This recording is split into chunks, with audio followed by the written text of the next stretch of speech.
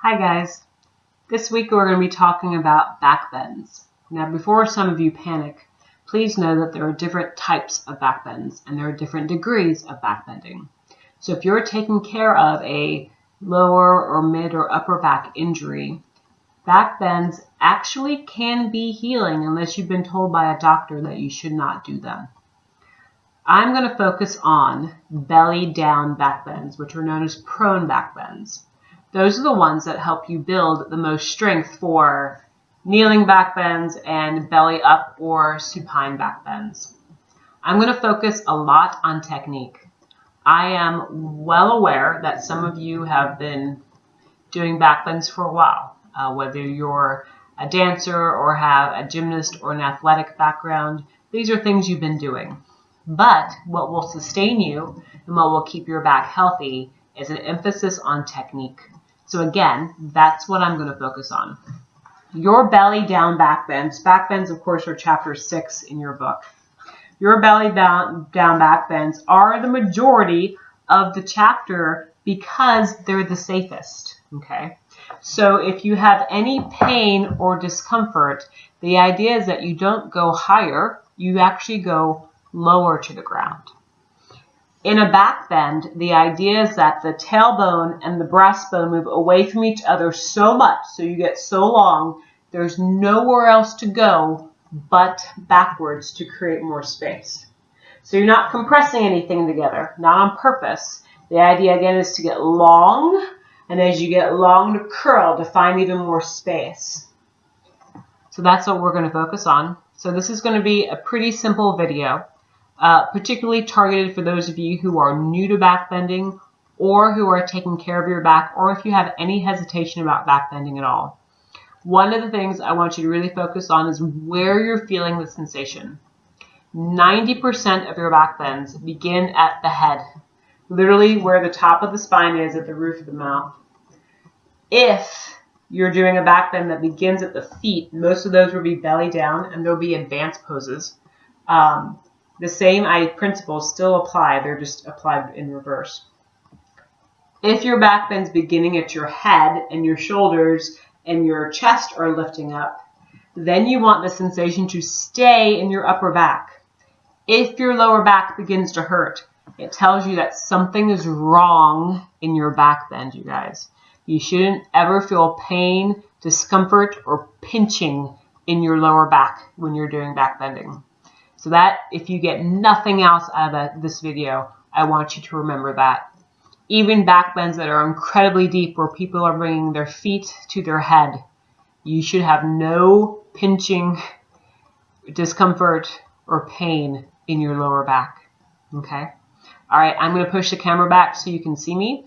And again, we're going to go through a really simple back bending practice. All right, you guys, give me just a second.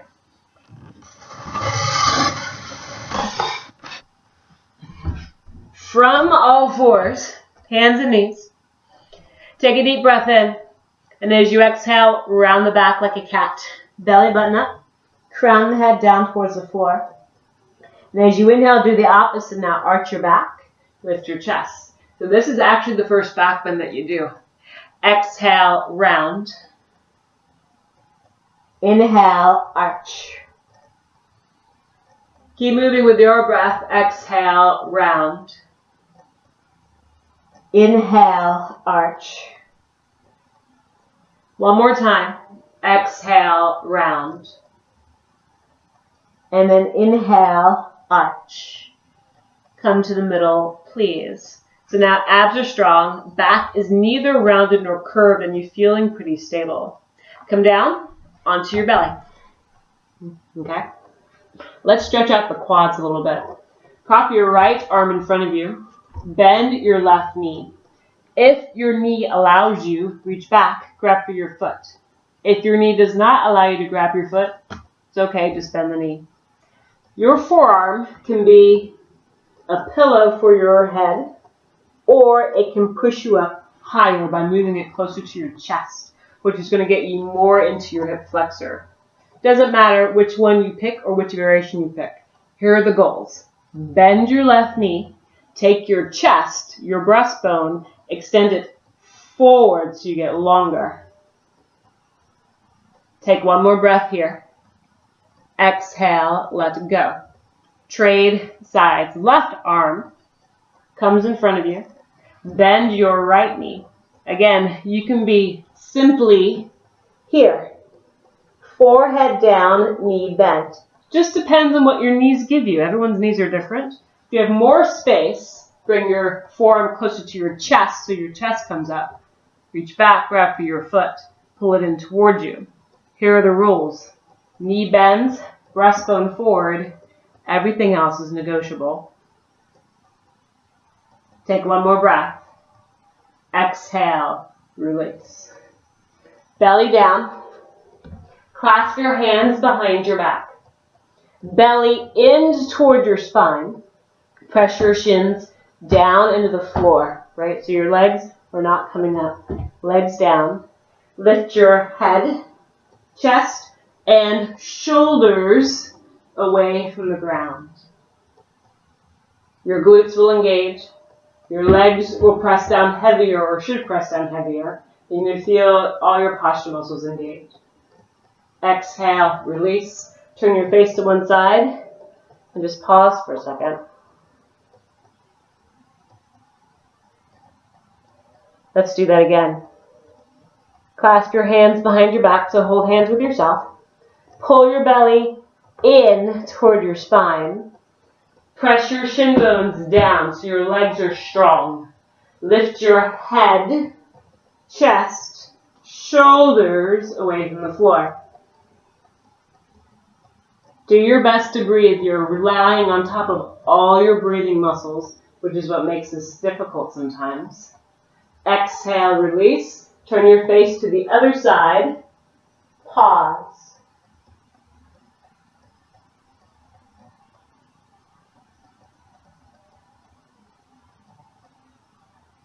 Let's talk a little bit about Cobra.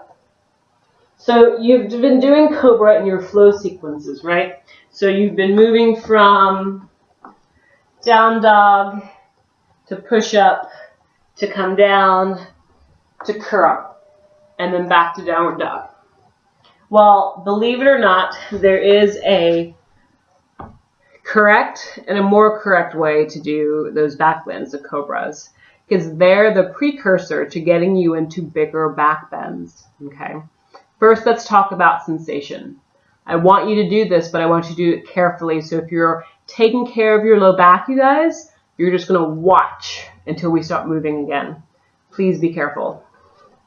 If you bring your hands by your chest, because they shouldn't be up here by your shoulders to do a back bend. They're in the wrong place. So you want them back by your chest so that I've got more of a line between my wrist and my elbow, right? So you want it as much in 90 degrees as possible so that your triceps at the back of your arms can work. That also makes it easier to lift your shoulders up away from the floor. Because remember this? Head, chest, and shoulders. So all I did was keep this and put my arms down. All right, here's the deal. Belly strong, push your arms completely straight. I got a lot of height. My arms are working. My shoulders are kind of up by my ears. But find your belly button and notice where you feel the sensation. Is it from your belly button down towards your legs? Or is it from your belly button up towards your head? Come back down. Try it again. Shoulders lift, hands by chest. Press down with your legs, belly strong. Push your arms straight. Lots of height. Notice where the sensation is. And then come back down. Here's the difference, okay? Hands by chest, belly in, shoulders lift. Come up about 75% of the way so that your arms don't strain completely. Drag your hands into the floor and pull your hands back towards your hips. So now you really feel your arms engaged. Notice if the sensation is above your belly button or below your belly button.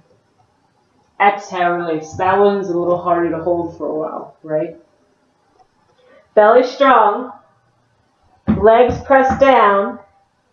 Lift shoulders. Come Come up 75% of the way. Your arms will not straighten. Drag your hands into the floor. Pull your hands back. Chest goes forward. Exhale, release. You want to feel sensation in any back bend unless your feet are lifting up first, which again, you won't see in 90% of the classes. You want to feel it from your belly button up, because that way you know you're using your back muscles. If you push the arms straight prematurely and you feel that pinch from your belly button down, it means the vertebrae in your back, the bones are actually pushing into each other and that there's no space coming into the back. Okay? So, here's what I want you to practice. Shoulders staying back, abs staying strong, legs being stable, and that you don't push up all the way immediately. I want you to get the curl. I want you to feel your back muscles work in the back bend. Release. So that if you're doing a kneeling back bend, you just lost me out of the shot, sorry. It's the same idea. Here, let me tilt the camera a bit. Sorry, you guys. So if you're doing a kneeling back bend, it's the same idea. Your hands go to your hips. Your shoulders go back. They will never go forward in a back bend, not on purpose. And your hips will go down. So tailbone moves this way. Breastbone moves this way. Legs are strong. And you'll curl.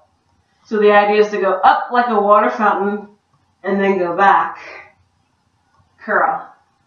No pain in the lower back.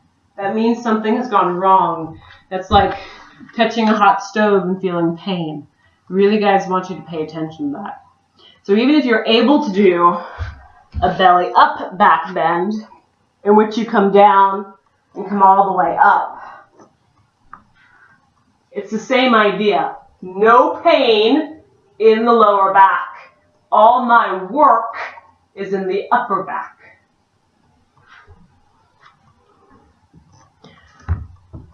If you're new to back bends, you're simply going to practice this. I want you to get really strong through your posture muscles, because that is what's going to sustain your back and keep it strong long term. If you are used to back bends, I want you to find whatever sort of practice you prefer this week and pay attention to where you're feeling sensation. You want it to move from belly button up and not belly button down. Okay? I hope that makes sense, you guys. I'm trying to keep you safe so that now, no matter whose class you're in, what video you're doing, or what sequence you pull out of the book, that you're keeping yourself safe and you're taking care of your spine. When we talk about yoga as a therapeutic modality, as far as keeping you healthy, one of the ways we do that is by taking care of your spine. Back bends are a great way to do that, but you have to do them intelligently. All right, let me know if you have any questions. Have a good day.